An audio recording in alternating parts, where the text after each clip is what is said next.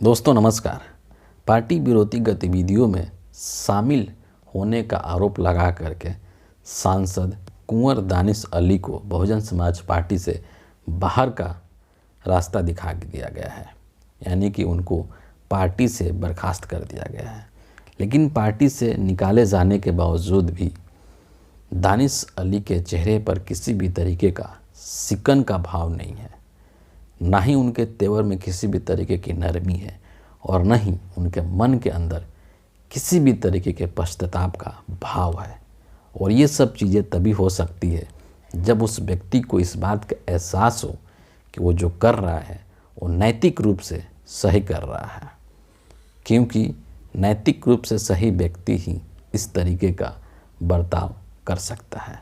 उसको पता है कि वो जो कर रहा है वो बिल्कुल सही कर रहा है, और इसीलिए दानिश अली को मन में भी किसी भी तरीके का कोई पश्चाताप या किसी भी तरीके का कोई सिकन का भाव नहीं है। बल्कि इन सभी प्रकरण के ऊपर जिस तरीके से उन्होंने अपनी प्रतिक्रिया जाहिर की है, उसको देख करके ये लगता है कि एक तरफ उन्होंने मायावती जी के प्रति अपना स्नेह और प्रेम भी दिखाया है, और दूसरी तरफ उन्होंने मायावती जी को एक करारा जवाब भी दिया है, और साथ ही साथ उन्होंने केंद्र की मोदी सरकार को ऊपर भी एक हमला बोला है। अपनी प्रतिक्रिया वाले ट्वीट में उन्होंने क्या कहा है, इसको पहले हम लोग देखते हैं। इसके बाद आगे हम लोग इसका चर्चा करेंगे कि इसका क्या परिणाम हो सकता है।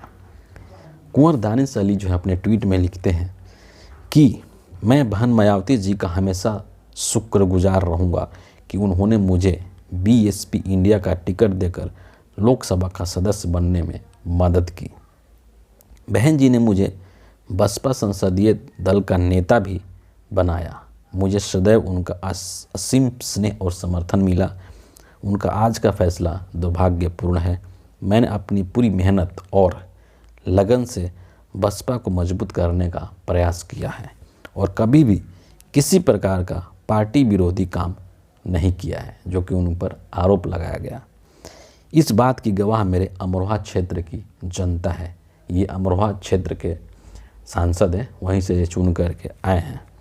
मैंने बीजेपी इंडिया, अब जो है ये बीजेपी की जो सरकार है, केंद्र की मोदी सरकार है, उसके बारे में क्या कहते हैं कि मैंने बीजेपी फॉर इंडिया सरकार की जन विरोधी नीतियों का विरोध जरूर किया है और करता रहूँगा। चंद पूंजीपतियों द्वारा जनता की संपत्तियों की लूट के खिलाफ भी मैंने आवाज़ उठाई है और उठाता रहूँगा, क्योंकि यही सच्ची जन सेवा है। यदि ऐसा करना जुर्म है तो मैंने ये जुर्म किया है और मैं इसकी सज़ा भुगतने को तैयार हूँ। मैं अमरोहा की जनता को आश्वस्त करना चाहता हूँ कि आपकी सेवा में हमेशा हाजिर रहूँगा।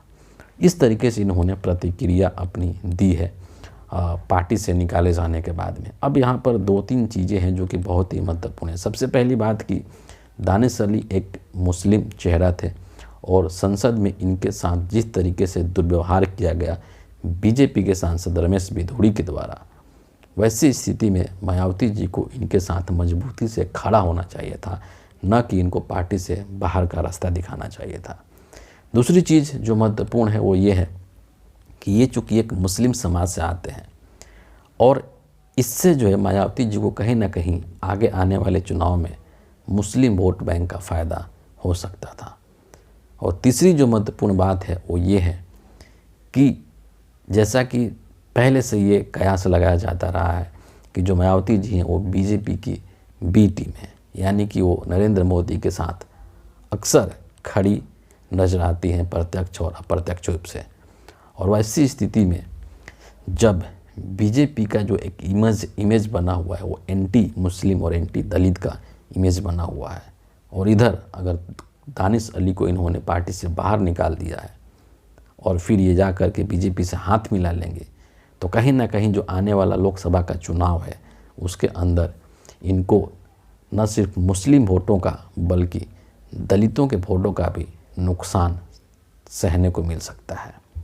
और वैसे ही मायावती जी का जो राजनीतिक जो करियर एक तरीके से वो अंतिम पड़ाव पर है और उन्होंने अपने उत्तराधिकारी की घोषणा भी आज कर दी है। लेकिन उत्तराधिकारी की घोषणा करने से भी ज़्यादा महत्वपूर्ण ये है कि पार्टी का राजनीतिक भविष्य कहाँ है। और मुझे ऐसा लगता है कि शायद मायावती जी को ये कदम नहीं उठाना चाहिए था, उनको दानिश अली को पार्टी से बाहर नहीं करना चाहिए था। आप इस पूरे प्रकरण के बारे में क्या सोचते हैं? अपनी राय जो है कमेंट बॉक्स में कमेंट करके हमें ज़रूर बताइए। इस वीडियो के लिए इतना ही है। आप सभी का बहुत बहुत धन्यवाद। और आप लोग इस वीडियो को अधिक से अधिक लाइक करें, दोस्तों के साथ शेयर करें और हमारे चैनल से जुड़ करके इसको सपोर्ट भी करें। धन्यवाद।